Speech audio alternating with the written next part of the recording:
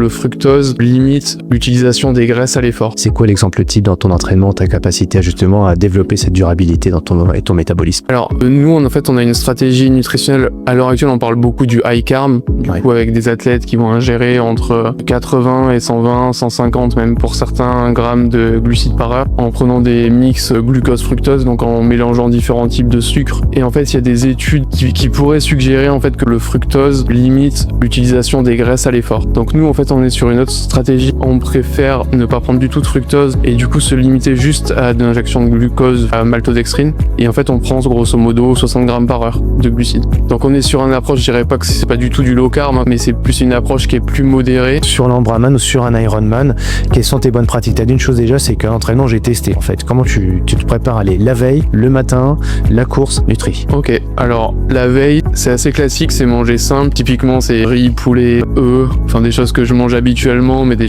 choses vraiment simples, légumes verts cuits. Je trouve que sur des efforts comme l'Ironman, j'aime bien garder quand même un peu de fibres cuites et garder même un peu de graisse, avocat, un peu de protéines diverses, hein, viande, poisson et enfin quelque chose d'assez classique. Matin de la course, pareil, riz, œufs, banane. Combien de temps avant? Je me lève 3 heures avant, donc ça fait un peu moins, je finis les 2h40 avant. Moi, je prends pas de gel avant le départ. Avant le départ, je prends de l'eau, un peu d'électrolytes. Sur la partie course, je disais, donc nous, on est sur une stratégie à 60 grammes par heure et avec principalement de la maltodextrine ou en tout cas des sources de sucre qui contiennent pas de fructose. Donc concrètement, sur le vélo, je prends très principalement de la maltodextrine. Et quand tu dis 60 grammes par heure, liquide? De toute façon, je prendrai que du liquide, que ce soit gel ou boisson.